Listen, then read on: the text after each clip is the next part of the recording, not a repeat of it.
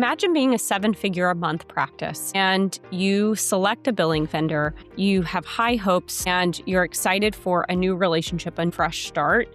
And months go by and your metrics start looking worse. You're spending more time in RCM than ever before. And at the end of the day, you've still got 2+ years and a contracted agreement that now you can't get out of. Welcome to NatRevMD, a podcast where we share tips on optimizing medical billing and improving practice efficiency so you can have the business of your dreams. I'm your host, Dr. Heather Signorelli, founder of NatRevMD. Let's get started. Today, I want to talk about the ways to strategize evaluating a vendor and also being able to define what good truly looks like in your practice so you have a dream outcome. Now, you guys know I love listening to Alex Hormozi. I think if you're in a position where you're growing a business, his material is really great. His wife, Layla, is really great on the people and culture side of things. So huge fan of both of them. But one of the frameworks that he provides to his audience is for evaluating any offer, whether that's an offer for a billing vendor or whether that's an offer for a consultant or for marketing. So on one side of the equation is the dream outcome. So this is growth of your practice, improved revenue, growth of profit. And on the other side is the perceived likelihood of achieving it. So what's the likelihood you're actually going to be able to get that dream outcome? The time delay. So how long is it going to take?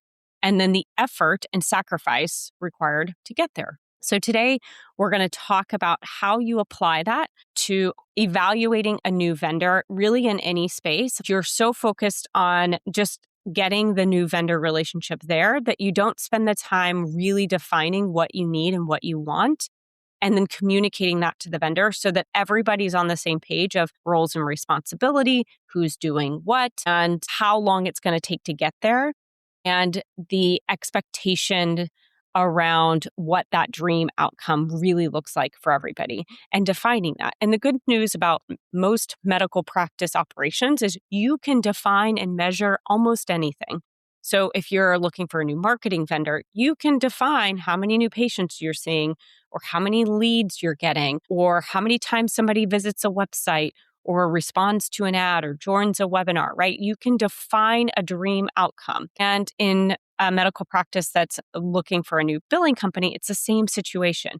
You can define what good looks like. Maybe that's less time that you're spending in the RCM process. Obviously, it's a revenue.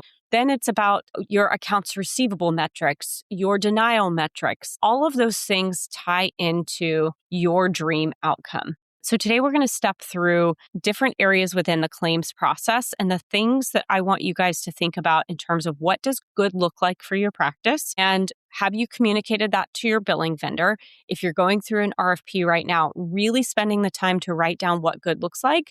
All right, so first we're going to talk about dream outcome and we're going to define what good looks like so that you can clearly describe this to any vendor that you're working with. So for the billing, it's important for you to really understand why are you changing vendors? And is it that collections are low? Is it billing metrics that are low? Is it that the vendor wasn't providing you the level of service that you needed? Was it that their experience wasn't right or that they weren't as responsive as you need? And then it's about working through what does that dream outcome for your practice look like? So some of the things that we've seen as we take on practices is, yes, everybody wants more collections. And I think everybody can agree. You want better AR metrics, you want reduced denials, but how you get there differs. When it comes to eligibility and expectations around a vendor, defining who is doing that, who's responsible for doing that, and who's responsible for chasing down eligibility that fails. Having that expectation and understanding that is an expectation of yours is important for you to communicate so that the right resources are put in front of the claims process to make sure that those things are identified and structured. Our team typically helps train those individuals. Then once you've defined, okay, that's what good looks like with eligibility, we're working through options A, B, and C, right? So the option A is you completely outsource that. Option B is that you have some shared accountability with training and policies and working with the office staff. Option C is the billing team really just alerts the practice if there's eligibility denials, but then has a really hands-off approach. You just want to make sure you know what you want and communicating that to the vendor so that then they can have the right level of staffing and the right level of quote for that. I think there's nothing worse than getting into a vendor relationship and saying, well, I want all these things now, but that wasn't discussed as part of the RFP. Because then that can get you in a situation where there is no win-win, right? Everybody's losing. You're not getting what you need, and they're not able to provide you what you need. And nobody likes feeling that way. So again, goal here today is for you just to understand, okay, what does good look like for my practice, and what am I willing to pay for it? So the other thing to think through is the claim scrubbing and denial workflows. So coding for practices is a very specific skill set. Traditional billers that are sending out claims and submitting claims are not always coders. And when you submit a claim, obviously there's managing the rejection. So rejections can be subscriber ID, or it can be a mismatch between the CPT and the ICD-10 code. And most billers can help manage that easily without being a coder. Now, taking that one step further, if you need to go and read the note, so read the clinical note in order to change an ICD-10 code, or read the note and change a CPT code, that, in my opinion, really does require a CPC, a certified coder. And I think having the expectation around who's responsible for coding rejections or coding denials needs to be clearly outlined ahead of time. And again, if we're thinking about our dream outcome, you've got to decide from a practice perspective, can I manage getting those back to the physician so that they can recode those? If the answer is yes, then you don't need a coder. If the answer is no, or I have a lot of those, or I actually just don't know how to code them, or I've got a lot of surgeries, right? We do a lot of coding for surgical cases where the physicians don't want to have to code any of them at all. And that's fine, but that's a different level of service, right? That's a CPC who's sitting there reading the notes and coding it from scratch. And that is a very specific skill set that is required. We have some practices, we do that for all of their E&Ms and all of their surgeries. And we have other practices that really were completely hands-off, and we're asking the practice for all coding changes. So really discussing ahead of time the expectations around rejections and coding denials and who's going to be changing those. For practices where we are not involved in that, we have an issue tracker, we're providing those denials. Again, I'm a big fan of accountability. If things are just sent via email or sent through a phone call, things can get lost in follow-up, and then you'll see that those claims continue to build up with no true accountability for resolution. So a thing you can always ask your biller is, how do we work out a process by which we can manage rejections and denials, specifically around eligibility and coding, so that you can think through, okay, can my office help manage those, or do I want to be completely hands off with those? There's no right or wrong answer, but the skill set and the time in order to manage each of those things is different. And again, you want to be very clear on what your expectations are so that during an RFP situation, everybody's coming to the table with the right level of resources. So really, really important to help layer these things out as you think through these things. And we were recently having a conversation with a potential client going through all of this because they had been burned previously. And we get that. And I truly believe that there are companies out there who don't know how to provide different levels of service. So you just want to make sure you are clearly defining what you want. You want to make sure that the other company has the ability to do that. So we talked about eligibility. We talked about coding and rejection. Obviously, accounts receivable, you want to make sure they have the skill set to follow up on claims. Asking questions like, how often do you touch the claim? Are you just statusing the claim and then punting it back to the practice? So like the Athena model does that quite frequently. A lot of really large offshore BPO companies will do that. So you've got to make sure, if you are using a team that does use offshores, you really want to make sure that they are not just statusing claims, that they're truly working the claim to resolution, which is really important. And again, that goal is really having them touch the claim every 21 to 30 days, and then asking the company, okay, what happens if you've got a complex denial that's now hit not one follow-up, but now a second follow-up with no resolution?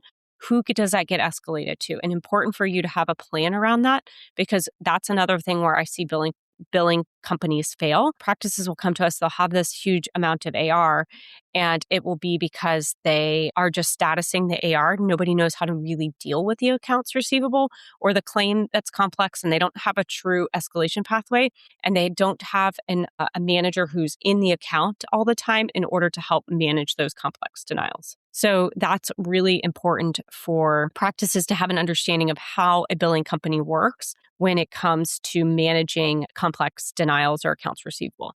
The other piece to think through is patient AR. So really important for you to understand, what is that dream outcome that you have desired for patient AR?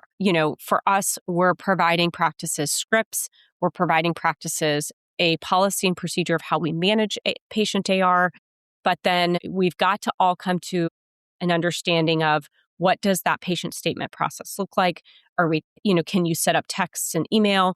Is the expectation to send out paper claims through the clearinghouse? And then what happens if patients aren't paying those bills, 90, 120 days out? Somebody, in my opinion, needs to be making the phone call to those patients to say, hey, remember us?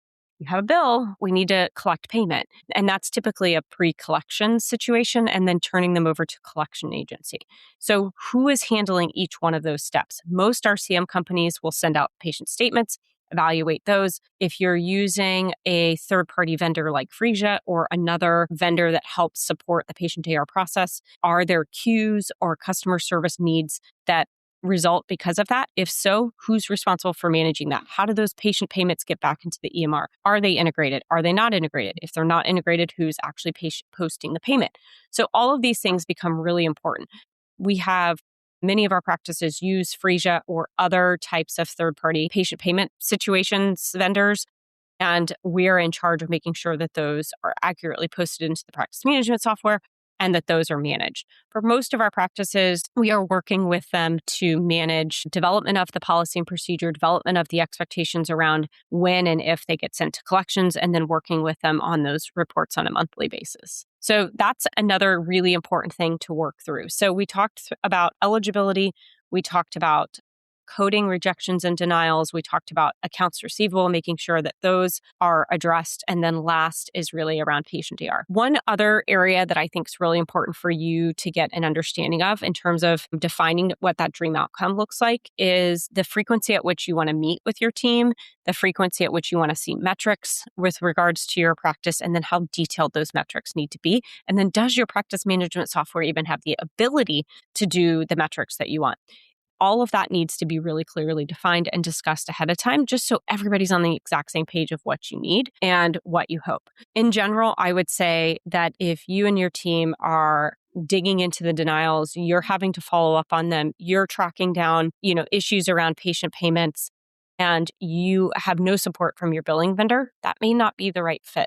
But again, you have to be able to define where you believe that you have the capabilities to have your team involved versus where do you have the expectation that the billing team needs to be the owner of that. And with anything, right, we talked about the RACI model several weeks ago around who's truly responsible, who's truly accountable, who's involved, and then who's informed, and then who's consulted. And so when you think about the different tasks within a vendor relationship, you want to sort through in your mind who's responsible, who's accountable, who's involved, and then who's consulting with each of these different tasks. And hopefully our podcasts help, because I think it's important for you to understand enough in order to be able to hire the right person.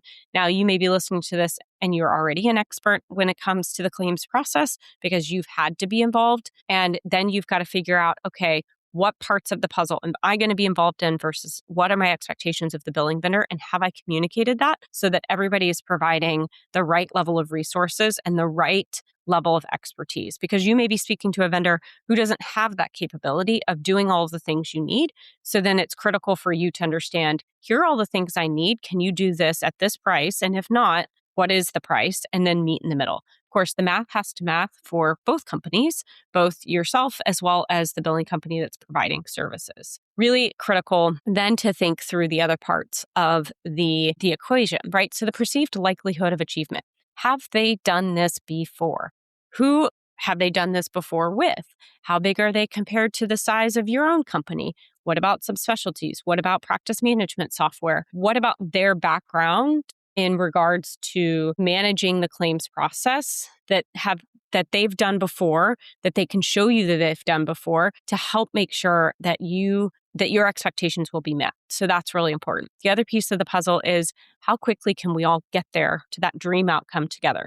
And this is going to depend on where you're starting.